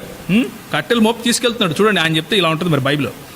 అబ్రహాము, నా కుమారుడా, దేవుడే దహన బలికి గొర్రె పిల్లలు చేస్తాడు అని చెప్పడానికి ముందు నా తండ్రి అని పిలిచాడు. ఎవరు? పాలు తాగే ఇస్మాయేలు. పాలు తాగే పిల్లాడు ఏం పిలిచాడు? నా తండ్రి అని పిలిచాడు. అందుకు అతను, ఏం నా కుమారుడా అంటే, అప్పుడు అతను, నిప్పు కట్టెలు ఉన్నాయి కానీ దహన బలికి గొర్రెది అని అడిగాడు. ఎన్ని కథలు చెప్తారు సార్. పాలు తాగే పిల్లవాడు ఆయన మీద కట్టెలు మోసుకొని వెళ్తాడు, పాలు తాగే పిల్లవాడు గొర్రెది అని అడిగాడు. ఇవన్నీ మీరు చెప్తుంటే మేము నమ్మాలి. బైబిల్ స్పష్టంగా చెప్తా ఉంది, నా నిత్య నిబంధన ఇస్సాకుతో నేను నెరవేరుస్తాను అని. 17వ అధ్యాయం 3వ వచనంలో నేను నియమించిన నిబంధన అన్నాడు. 5వ వచనంలో అబ్రామును అబ్రహాముగా చేశాడు. 7వ వచనంలో నిత్య నిబంధన గురించి చెప్పాడు. 8వ వచనంలో కనానును నిత్య స్వాస్థ్యంగా నీ కుమారులకు ఇస్తాను అన్నాడు. ఆ కనానుకు నిత్య స్వాస్థ్యంగా ఇచ్చింది ఎవరికి? 18వ వచనం, ఇస్మాయేలు నీ సన్నిధికి బ్రతకనిమ్ము అని ఆయన కోరుకుంటే అదంతా సరే కానీ నిత్య నిబంధనను ఇస్సాకుతో స్థిరపరుస్తాను అన్నాడు. కనానును నిత్య స్వాస్థ్యంగా ఈ రోజుకు కూడా ఇస్సాకుకే ఇచ్చాడు ప్రభు. 25వ వచనంలో 13 ఏండ్ల వాడు ఇస్మాయేలు అయిపోయాడు అప్పటికే. ఇక్కడ 17వ అధ్యాయము 25వ వచనం ఒకసారి చూడండి దయచేసి. 17వ అధ్యాయము 25వ వచనం చూడండి. సున్నతి పొందారు వాళ్ళిద్దరూ. అతని కుమారుడైన ఇస్మాయిలు గోప్యాంగ చర్మము సున్నతి చేయబడినప్పుడు అతడు 13 ఏండ్ల వాడు. మాకు ఏ డౌటు లేదండి ఆయన 17 ఏండ్ల వాడు లేకపోతే 18 ఏండ్ల వాడు అని. ఇస్సాకు 17 ఏండ్ల వాడు 18 ఏండ్ల వాడు అయి ఉంటాడు ఆ సమయంలో అన్న డౌట్ లేనే లేదు మాకు. ఆయన యవ్వన బాలుడే. ఆ తరువాతనే ఇస్మాయిలును పంపించేశాడు. 13 ఏళ్ల తర్వాత గోప్యాంగ చర్మం సున్నతి జరిగిన తరువాతనే పంపించేశాడు. కానీ బైబిల్ చెప్పే దృక్పథం మాత్రమే ఇది. మాకు ఏ అభ్యంతరం, మాలో ఎలాంటి భిన్నాభిప్రాయాలు లేవు. కానీ బైబిల్ తర్వాత వచ్చినటువంటి ఖురాన్ ఈ బైబిల్లో ఉన్న మాటలను స్థిరపరచాలి, బైబిల్లో ఉన్న మాటలకు వివరణ ఇవ్వాలి అని చూసాం. ఆ ఖురాన్లో మాత్రం భేదాభిప్రాయాలు ఉన్నాయి. ఖురాన్ ఏమో ఇస్మాయిలు పేరు చెప్పదు, ఇసాక్ పేరు చెప్తుంది. అల్ తబరీలో మనం చూసినట్లుగా ఇస్మాయేలు అని కొంతమంది పండితులు చెప్తూ ఉంటే, ఈ ముహమ్మద్ గారు నేర్పించిన పండితులు ఇంకొంతమంది ఇస్సాకు అని చెప్తూ ఉంటే, తబరీ గారు తనంతట తానే లేదు ఇస్సాకే అని ధృవీకరించేశారు. ఆ తర్వాత సహీ అల్ బుఖారీ చూస్తే చిన్నప్పుడే పాలు తాగే సమయంలోనే, అంటే ఇంకా ఆమె చనుబాలు తన పిల్లవానికి ఇచ్చే సమయంలోనే అబ్రహాము తరిమేశాడు వాళ్ళను అన్నట్లుగా సహీ అల్ బుఖారీ చెప్తా ఉంది. తరిమేసిన తర్వాత అబ్రహాం ఎప్పుడు చూశాడు వాళ్ళని? ఆయన పెండ్లి చేసుకున్న తరువాత. సో ఇస్లామీ దృక్పథం ప్రకారము ఇంకా ప్రశ్న అలాగే ఉంది, బాలుడినా యవనస్తున్నా? ఇస్లామీ సాహిత్యం ప్రకారం చిన్న బాలుడు ఎలా అడుగుతాడు? చిన్న బాలుడు ఎలా కట్టెలు మోస్తాడు? కాబట్టి జబర్దస్తిగా బైబిల్లో మీ దృక్పథాలు తీసుకొని వచ్చి రుద్దకండి. రుద్దటం వల్ల ఏమీ లాభం ఉండదు. ఎందుకంటే అపహాస్య పాలవుతారు. సో ఇప్పుడు ప్రశ్న ఇంకా అలాగే ఉంది. ఏంటి? వెళ్ళింది ఇస్మాయిలా, ఇస్సాకా? బైబిల్ చెప్పే స్పష్టమైన ఆన్సర్ ఏంటంటే ఇస్సాకు. ఎందుకంటే నిత్య నిబంధన ఇస్సాకు ద్వారానే సఫలమవుతుంది అని దేవుడే చెప్పాడు కాబట్టి. ఈ మాట చెప్తూ మన షఫీ గారు ఇంకొక మాట అన్నారు. ఏంటంటే లేదండి, ఇస్మాయిల్ దాసి కొడుకు కాబట్టి దాసి కొడుకుతో నిత్య నిబంధన లేదు అని క్రైస్తవులు దూషిస్తున్నట్లుగా మాట్లాడుతున్నారు. అలాంటి వారిని అల్లా క్షమించుగా. కానీ బాబు, అల్లా క్షమించాల్సిన అవసరం మాకు లేదు. మా దేవుడు చాలా స్పష్టంగా చెప్తున్నాడు. ఆ దాసి చేత పుట్టిన వాడిని కూడా ఆయన ఆశీర్వదించాడు. రాజులు వీడి నుంచి వస్తాడు అన్నాడు. 12 మంది రాజులు వస్తారన్నాడు. అవన్నీ కూడా స్పష్టంగా ఆయన నెరవేర్చాడు. కానీ నిత్య నిబంధన మాత్రం సారా ద్వారా నీకు పుట్టిన ఇస్సాకుతోనే అని స్పష్టంగా చెప్పాడు. ఇంతకంటే క్లారిటీ మరి తరువాత వచ్చినటువంటి దివ్య ఖురాన్లో ఎందుకు లేదు అని నేను ప్రశ్నిస్తున్నాను. మనం ఇంతకుముందు చూసినట్లుగా ఖురాన్ వచ్చిందే స్పష్టత తేవడానికి కదా. మరి ఖురాన్లో ఎందుకు లేదు స్పష్టత? 12వ అధ్యాయం 111 చూసాం, 16వ అధ్యాయం 89 చూసాం, 10వ అధ్యాయం 37 చూసాం, 6వ అధ్యాయం 126 చూసాం. ఖురాన్లో అన్నీ ఒకే మాట చెప్తున్నాయి. ఇంతకుముందు వచ్చిన పుస్తకాన్ని ధృవీకరించడానికి, స్పష్టతనివ్వటానికి, 33వ అధ్యాయము 99 నుంచి ఆఖరి వరకు చూస్తే అక్కడ ఇస్సాకు పేరు ఉంది కానీ ఇస్మాయిల్ పేరు లేదు. అల్లా గారికి పేరు తెలీదా? మొహమ్మద్కి పేరు తెలీదా? మరి చెప్పి ఉంటే ఈ సమస్య ఉండేది కాదు. చెప్పలేదు. పోనీ ఆయన నేర్పించినటువంటి సాహిత్యకారులు ఏమైనా చెప్తున్నారా? తబరి అంటాడు, కొంతమంది ఇస్మాయిల్ అంటున్నారు, కొంతమంది ఇస్సాక్ అంటున్నారు. నేనేమో యాజ్ అ హిస్టారియన్ నేనేమంటున్నానంటే ఇస్సాకే పైన చూపించినట్టు రుజువులు కూడా చూపిస్తున్నాడు ఆయన. ఎందుకు ఇస్సాకు అనడానికి సహీ అల్ బుఖారీలో చూసాం. ఏమని? చిన్న బాలుడుగా ఉన్నప్పుడే ఆయనను పంపించేశాడు కాబట్టి ఇప్పుడు ఏకైక కుమారుడు ఎవరు? ఇస్సాకే. చాలా క్లియర్గా 22వ అధ్యాయం ఆదికాండం మనం మొదట చూసుకున్నప్పుడు ఏం చూసాం చూడండి. నీకు ఒక్కడై ఉన్న నీ కుమారుని నీకు ఒక్కడై ఉన్న. ఇప్పుడు ఒక్కడిగా ఎవరున్నారు? ఇస్సాకే ఉన్నాడు. ఎందుకు? ఇస్మాయిల్ వెళ్ళిపోయాడు కదా. సో బైబిల్ని దాని కాంటెక్స్ట్లో చదవడం చాలా మంచిది. మీరు బైబిల్ చదవండి. ముస్లిం సోదరులకు కానీ షఫీ గారికి కానీ నేను ఆహ్వానం ఇస్తున్నాను. బైబిల్ చదవండి, కానీ కాంటెక్స్ట్, దానికి ఉన్నటువంటి పరిధిని మించి చదివితే మీరు తప్పుడు అర్థాలు తీసుకొస్తారు. తప్పుడు అర్థాలు తీసుకొని వచ్చి బైబిల్ను తప్పుగా ప్రూవ్ చేయరు, మీ గ్రంథాలనే తప్పుగా ప్రూవ్ చేయాల్సి ఉంటుంది. మీ ఖురాన్ గ్రంథాన్ని తప్పుగా ప్రూవ్ చేయాల్సి ఉంటుంది. ఎందుకు? ఇప్పుడు మీరు అవుట్ ఆఫ్ కాంటెక్స్ట్ చదవడం వల్ల ఏం జరిగింది? మొహమ్మద్ గారు తప్పైపోయారు కదా. మీ ప్రకారం, నేను అనటం లేదు, మీ ప్రకారమే. షఫీ గారేమో చాలా కష్టపడిపోయాడు. ఏమని? పెద్దవాడు కాదు చిన్న బాలుడు చేస్తున్నారు, పెద్దవాడు కాదు చిన్నవాళ్ళుగా చూపిస్తున్నారు. ఎందుకు చూపిస్తున్నారంటే ఆశీర్వాదాలు కొట్టేద్దామని అంటున్నాడు. కానీ చూపించేది మేం కాదు. ఎవరు? మొహమ్మద్ గారు.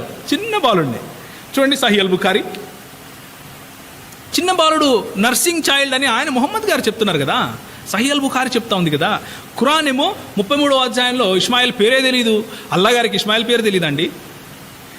కాబట్టి ఏదైనా ఒక సబ్జెక్ట్ తీసుకున్నప్పుడు మనం ఏం చేయాలి అంటే అది ఎందుకు అక్కడ ఉంది, దాని అర్థం ఏంటి, అసలు ప్రభు ఏం నేర్పించాలని చూస్తున్నాడు అక్కడ అన్నది మనం కూలంకషంగా చర్చించుకోవాలి.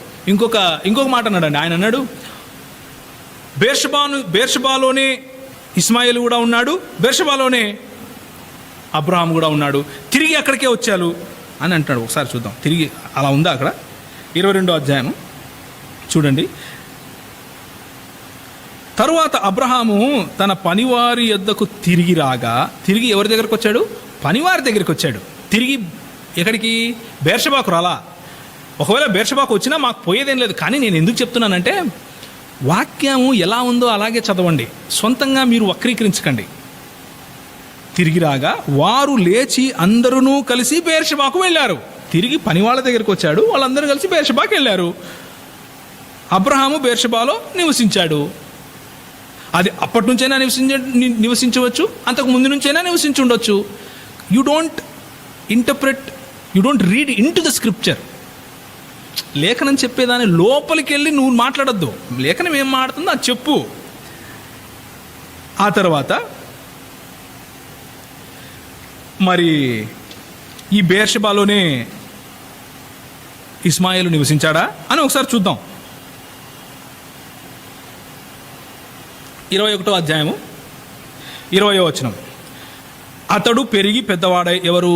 ఇస్మాయిలు. అతడు పెరిగి పెద్దవాడై అరణ్యములో కాపురముండి, ఆ అరణ్యములో కాపురముండి విలుకాడాయను. అతడు పారాను అరణ్యములో ఉన్నప్పుడు, ఆ అరణ్యము అన్నప్పుడు ఏ అరణ్యము అన్నదానికి క్వాలిఫికేషన్గా, అతడు పారాను అరణ్యములో ఉన్నప్పుడు అతని తల్లి ఐగుప్తు దేశం నుండి ఒక స్త్రీని తెచ్చి అతనికి పెళ్లి చేశాడు. సో ఆయన ఉండింది పారానులో. దాని పారానుకు బెయేర్షెబాకు తేడా తెలియనంతగా క్రైస్తవులు ఉన్నారు, వాళ్ళని మభ్యపెడదాము అనుకుంటే అది అసంభవం కదా. ఎందుకంటే మన చేతిలో మన పుస్తకం ఉంది, ఈ రోజుకు కూడా మనం వెళ్ళి మనం చూసుకోవచ్చు. ఇప్పుడు ఇవన్నీ చూసిన తర్వాత నేను ఒక సారాంశంలాగా ఈ మాటలను నేను సమరైజ్ చేస్తాను. సారాంశం ఏంటంటే, షఫీ గారి దృక్పథం ఒకటి. అందులో షఫీ గారు వాదించే పద్ధతి ఏంటంటే, అయ్యా అబ్రహాము గారు హాగరు మరియు ఇస్మాయిలను తీసుకెళ్ళినప్పుడు ఆయన 17-18 ఏళ్ల వయసు గలవాడైతే, మరి క్రైస్తవులు యూదులేమో ఆయనను జబర్దస్తిగా చిన్నవాడిగా చూపించడం కోసం చేస్తున్నారు. కనుకనే మనం 21వ అధ్యాయాన్ని లేకపోతే 22వ అధ్యాయాన్ని తీసుకుని వచ్చి 16వ అధ్యాయం తర్వాత పెట్టేస్తే సమస్య తీరిపోతుంది, ఆ చరిత్ర అంతా ఇదైపోతుంది, అన్నింటిలో సమాంతరత కనిపిస్తుంది అన్నది ఆయన వాదన. కాకపోతే నాకు వచ్చిన సమస్య ఏంటంటే, ఇప్పుడు మరి షఫీ గారు ముస్లిం అని చెప్పుకుంటాడు. షఫీ గారు ఖురాన్ పైన హదీసుల పైన విశ్వాసము ఉన్నవాడిగా కనిపిస్తాడు. అయితే మరి అల్ తబరీ గారు ఇచ్చినటువంటి సారాంశాన్ని ఆయన విస్మరిస్తున్నాడు. అంటే ఇసాకును పంపించారు అన్న విధంగా అల్ తబరీ గారు చెప్తూ ఉంటే దాన్ని విస్మరించాడు. పోన్లే అది విస్మరిస్తే పర్వాలేదు అనుకుంటే ఖురాన్ను కూడా విస్మరిస్తున్నట్లుగా ఉంది. ఎందుకంటే ఖురాన్ 6:100 మనము ఇంతకుముందు చూసినట్లు 6వ అధ్యాయం 114 కానీ, 6వ అధ్యాయం 38వ వచనం కానీ, 6వ అధ్యాయం 126వ వచనం కానీ, 12వ అధ్యాయం 111వ వచనం కానీ, 16వ అధ్యాయం 89వ వచనంలో కానీ, వీటన్నిటిలో కూడా ఏం చెప్తోందంటే ఖురాన్, ఇంతకుముందు వచ్చినటువంటి గ్రంథాన్ని ధృవీకరించడానికి, వివరణ ఇవ్వటానికి నేను వచ్చాను అని ఖురాన్ సాక్ష్యం చెప్తా ఉంది. వివరణ అయితే ఇవ్వలేదు. ఖురాను ఇవ్వని వివరణను కూడా షఫీ ఇస్తున్నట్లుగా కనిపిస్తూ ఉంది ఇక్కడ. సో ఆ విషయంలో కూడా ఖురాన్ను ఆయన విస్మరిస్తున్నట్లుగా కనిపిస్తూ ఉంది. పోనీ మొహమ్మద్ గారు ఇచ్చినటువంటి సున్నానేమని ఆయన అనుసరిస్తున్నాడా అని చూస్తే అలా కూడా కాదు. నేను ఇంతకుముందు మీకు చూపించినట్లు సహీ అల్ బుఖారీలో కనుక మనం తీసి చూస్తే, సహీ అల్ బుఖారీలో ఆయన ఏం చెప్తున్నాడంటే, మొహమ్మద్ గారు ఇచ్చినటువంటి టీచింగ్ ఎలా ఉందంటే, చిన్నపిల్లవాడుగా ఉన్నప్పుడే పంపించేశారు, పాలు తాగే వయసులోనే పంపించేశాడు. మరి షఫీ ఎవరిని తప్పు అని ప్రూవ్ చేస్తున్నాడు? షఫీ మొహమ్మద్ను తప్పు అని ప్రూవ్ చేస్తున్నాడా? ఖురాన్ను తప్పు అని ప్రూవ్ చేస్తున్నాడా? అల్ తబరిని తప్పు అని ప్రూవ్ చేస్తున్నాడా? సహీ అల్ బుఖారీని తప్పు అని ప్రూవ్ చేస్తున్నాడా? షఫీ ఎవరి మధ్య సందేహం లేకపోతే భేదాభిప్రాయాలు ఉన్నాయని ప్రూవ్ చేస్తున్నాడు? ఖురాన్ మరియు తబరికి మధ్యలో ఉందని ప్రూవ్ చేస్తున్నాడా?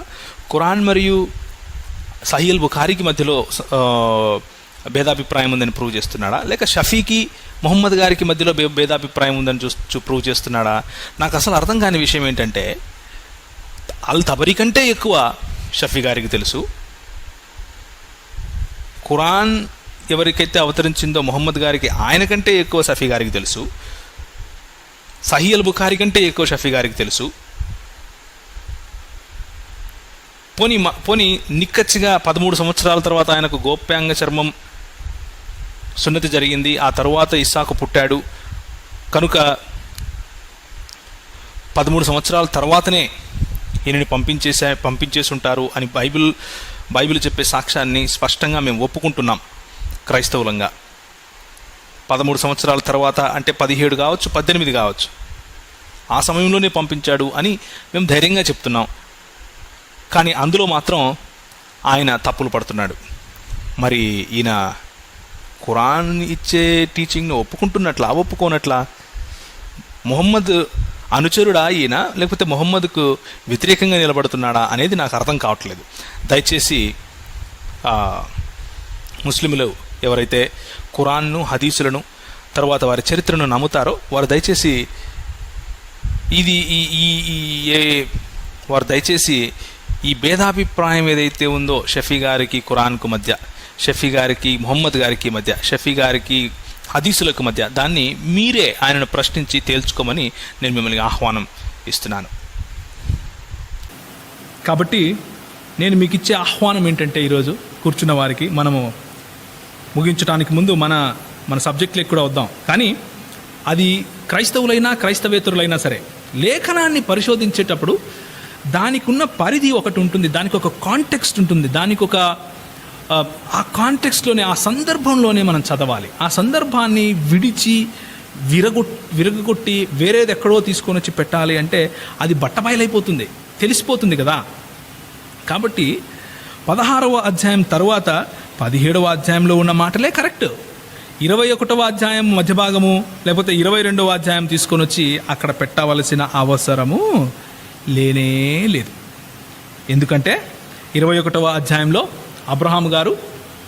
అబ్రహాము అబీమెలెకు దగ్గరికి వెళ్ళిపోవటం, అక్కడ షారా గురించి అబద్ధం ఆడటం, ఆ తర్వాత అంటే ఆ ఒక్క సంవత్సరం 99 నుంచి 100 సంవత్సరాల వరకు ఆ ఒక్క సంవత్సరం ఆయన పొందిన ఇన్సల్ట్, ఆ తర్వాత వెనక్కి వచ్చిన తర్వాత ప్రభు ఆయనను ఆశీర్వదం తిరిగి గుర్తు చేయటం, నేను నీకు కనాన్ని ఇస్తానన్నా, నువ్వు ఎందుకు వెళ్తున్నావు అక్కడికి అని చెప్పటం, ఆయనను పరిశోధించటం, ఆ పరిశోధనలో లేకపోతే ఆ టెస్ట్లో అబ్రహాము విజయంగా బయటికి రావటం, ఇస్సాకు ద్వారా ఈనాటికి కూడా మనకు ఆ ఆశీర్వాదాలు ఇవ్వటం జరుగుతూ ఉంది.